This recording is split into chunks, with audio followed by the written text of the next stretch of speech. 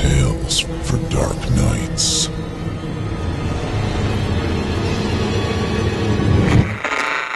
Want to make sure you never miss a Chilling Tales for Dark Nights video again? Be sure to subscribe and hit that bell to turn on notifications.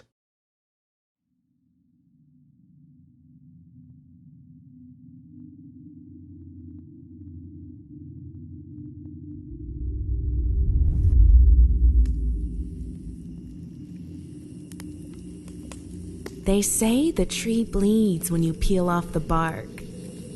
Liz's eyes flickered in the orange light. Her lips curled into a small smile, as if she enjoyed that particular detail.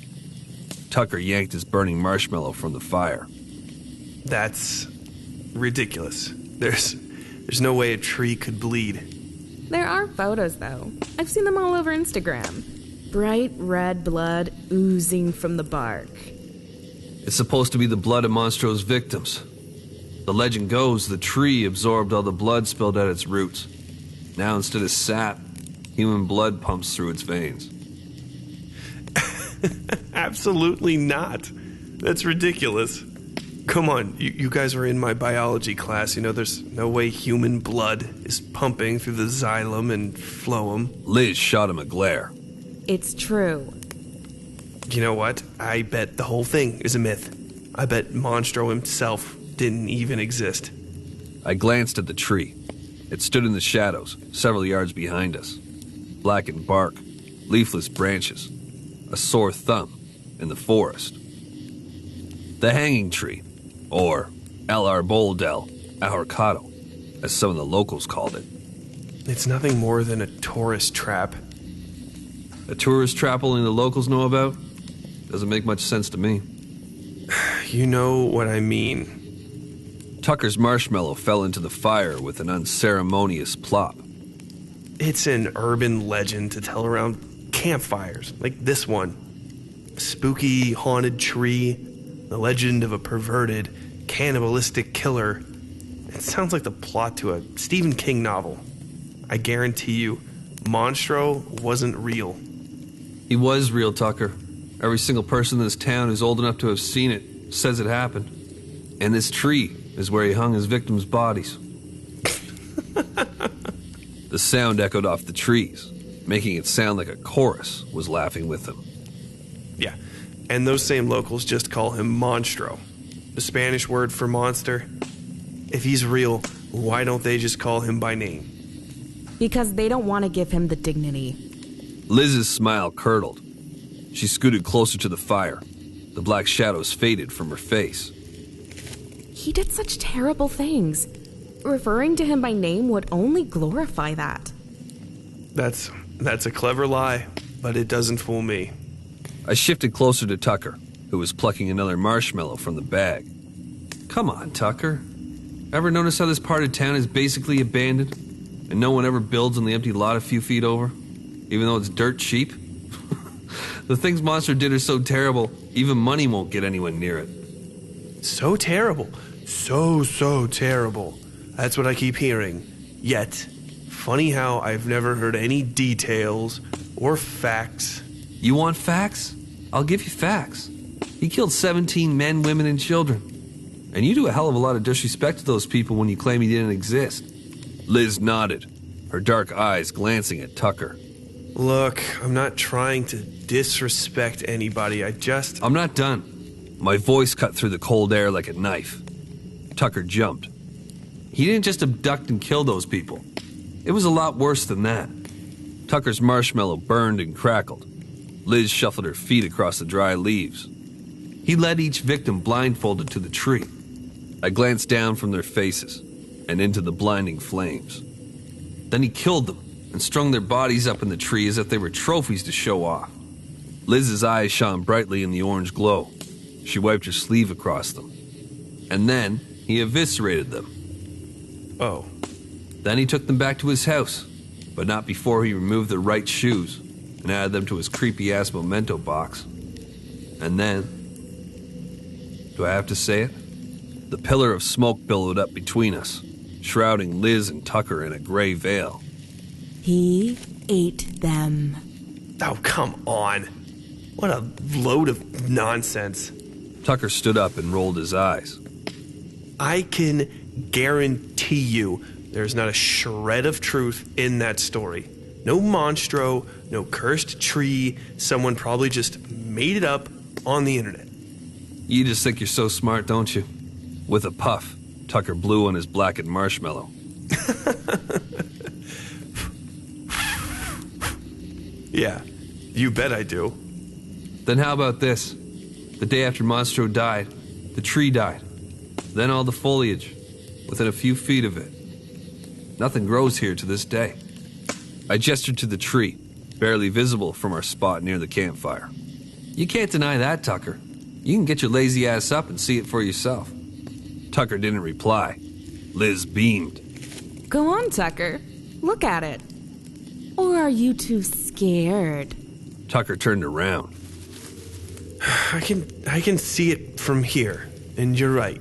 But obviously the tree died because everyone peeled off its bark. Okay, so that's why the tree's dead. Maybe. But what about the fact that nothing grows around it? The tree's roots probably choke everything out. Or the soil's too compacted from all the teenagers visiting and stomping it down. Right. Let's talk about those teenagers. I smiled, leaning closer to the fire. My face grew uncomfortably warm. They climb it, decorate it, make out under it. Hangs effigies from it. Even now, a stray piece of rope hung from the lowest branch, swaying in the wind. I tried not to look at it. Yeah? And do you know what happened to those teenagers? No? Adrian Keller climbed it to take a selfie. A month later, he was committed to a mental hospital because he violently attacked his mother. Okay, so he was probably crazy before he even saw the tree. I'm not done yet. On a fine Wednesday afternoon, Greg Patel skipped school to hook up with Area Stewart underneath the tree.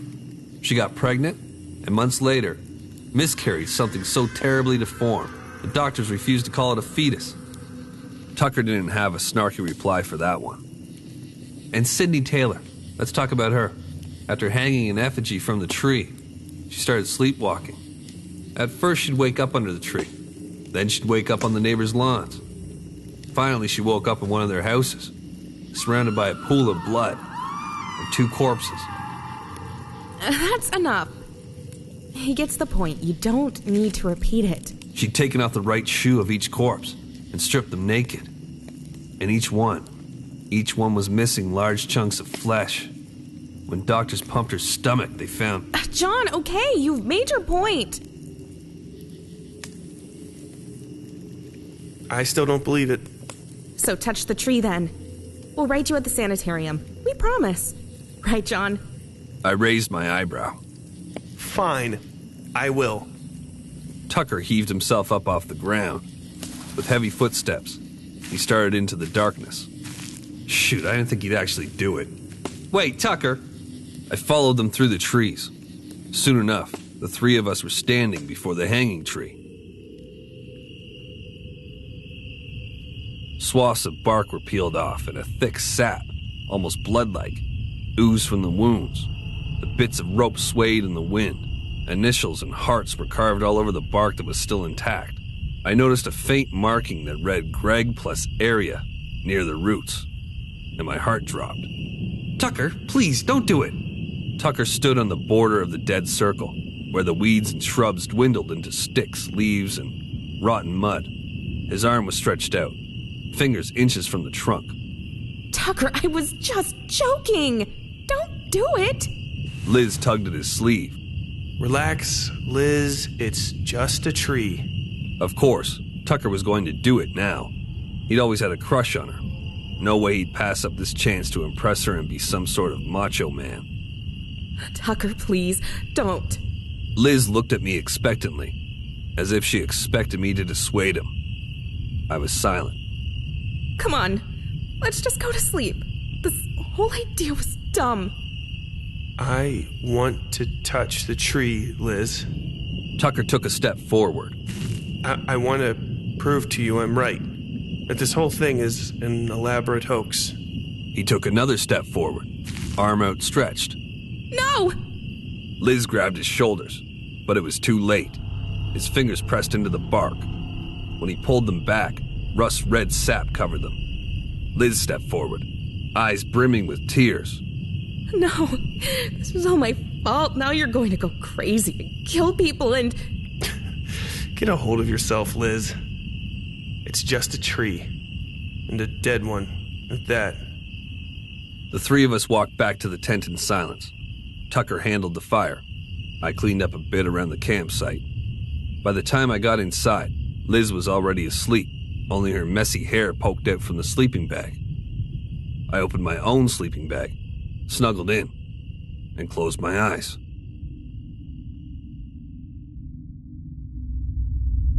I jolted awake. For a second, I couldn't place where I was. It was cold, colder than I'd remembered it being that evening. I fumbled through the darkness for my cell phone. 2:06 a.m. The light from my phone lit the inside of the tent. I saw Liz, sleeping peacefully in her bag. Her mouth hung slightly open, a wet spot of drool on her pillow.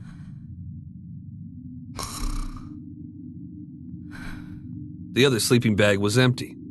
Tucker? No reply. Hey, Tucker. Liz stirred next to me. I slowly stood up, careful not to rustle the sleeping bag too loudly. With one hand, I peeled back the entrance of the tent. Everything was pitch black. I pressed the flashlight button on my phone. It lit the clearing in a bright white glow. The charred remains of our campfire, depressions in the dirt where we left our folding chairs. And in the distance, a silhouette, standing right under the tree, facing away from me. I took off running. Tucker! I stopped a few feet away. He didn't turn around. Tucker, are you okay? Silence, save for a schlick, schlick sound. I grabbed him by the shoulders. Tucker, what? I stopped. The entire tree was covered in carvings, hundreds of them, all in Tucker's handwriting, all of the same word. Liz. Tucker, hey, are you okay? As if waking from a deep sleep, Tucker jolted and glanced around at the trees. Yeah, I'm fine. Why am I out here? Doesn't matter. Come on, let's get you back to the tent. I didn't sleep a wink the rest of the night. Liz and I were incredibly worried about Tucker, but days and then weeks passed without incident. We began to believe that the hanging tree really was just a tree, and he was right all along. Until that fateful Saturday night. I was sitting in my house eating a late dinner alone when someone knocked on the door. I jolted upright. Who's there? I glanced at the deadbolt. Locked. It's me, Liz. Open up. My heart sank. Something was terribly wrong. Liz, are you okay? I'm okay. Just open the door, John. I need to tell you something. I grabbed the doorknob, yanked it open. Don't move. Tucker stood next to Liz on my porch, smiling. The barrel of a gun poked against her skull. He slowly turned it so that it pointed at me. I'm so sorry. I didn't want to, but he said he'd shoot me if I didn't. I panicked. I'm so sorry. I'm so sorry. Tucker motioned for me to step forward. Come on, John. Or are you scared? Okay, calm down, I'm coming. I held up my hands and stepped into the cold. Tucker grinned. In the car. Back seat. Both of you. I climbed into the back seat. Liz cried against my shoulder.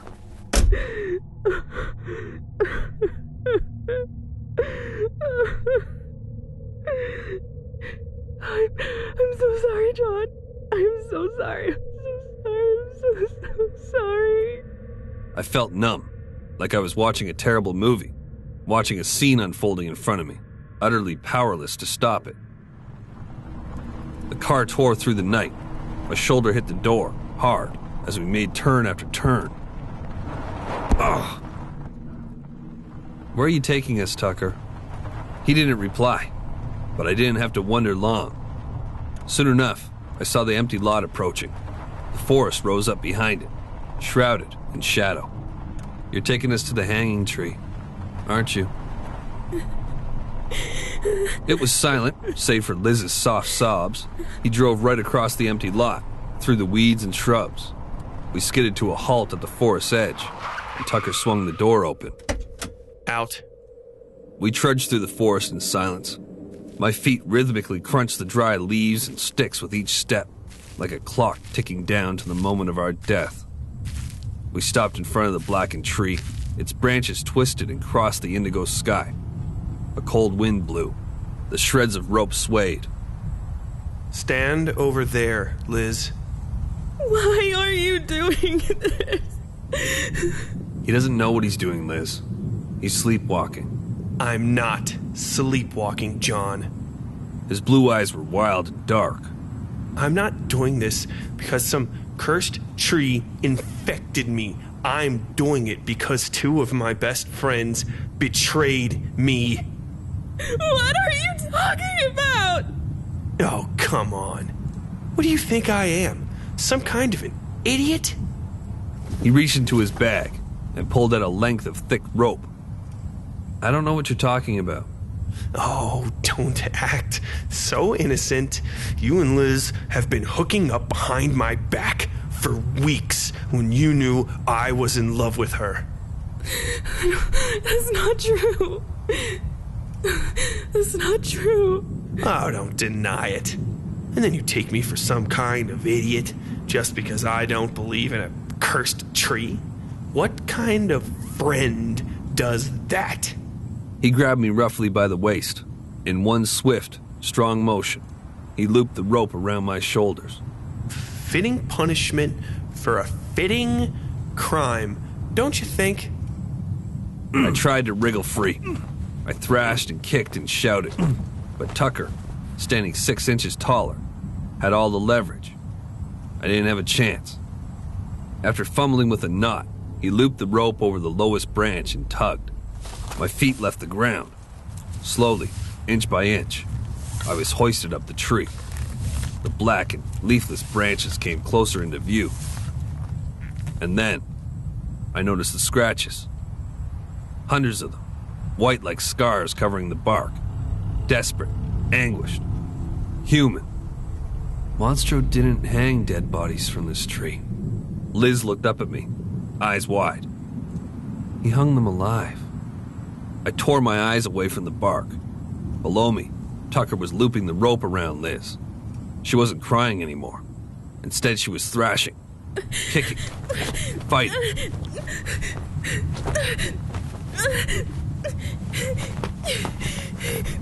But she wasn't strong enough. Moments later, she was hanging next to me. Tucker dragged his bag over the ground. With a zip, he pulled it open and reached inside. A steel knife glinted in the moonlight. Then he walked over to us. First, he gently pulled off my right sneaker. Then he pulled off Liz's boot. She pleaded with him one last time. Please, Tucker, don't do this. I remained silent. Instead, I wriggled against the rope, jumped, thrashed, tried everything in my strength to get free.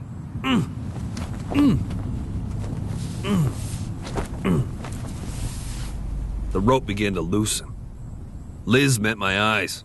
I tried my best to make a face at her, to signal what I was doing. Catching my drift, she forced a smile and put our plan into motion.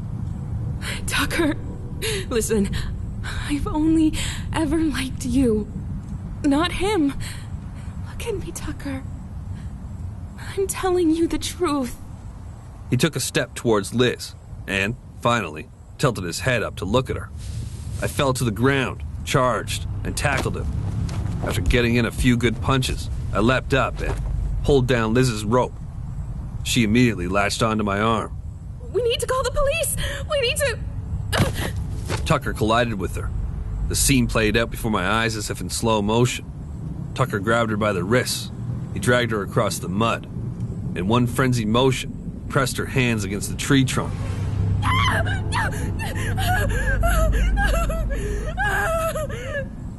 I leapt at them, but it was too late.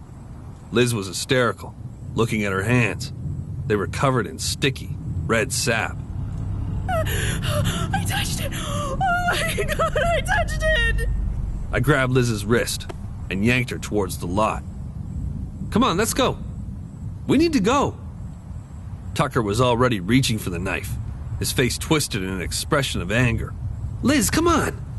We ran through the forest, through the empty lot, and into the night.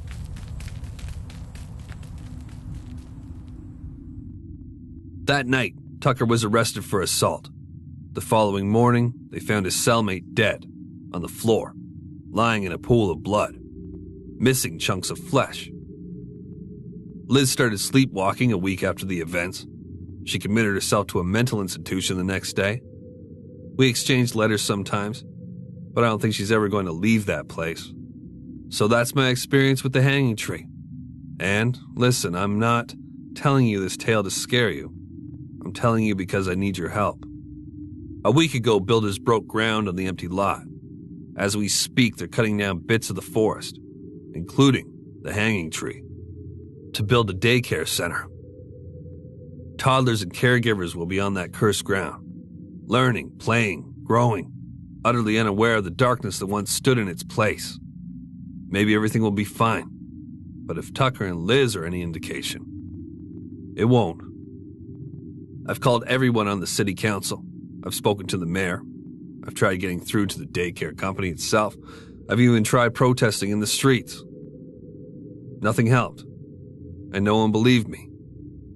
So now, I'm telling you, if you live in or around El Bosque, Texas, do everything in your power to put a stop to it. If enough people complain, maybe they'll get discouraged and give up. If not, well, I won't be here to see it.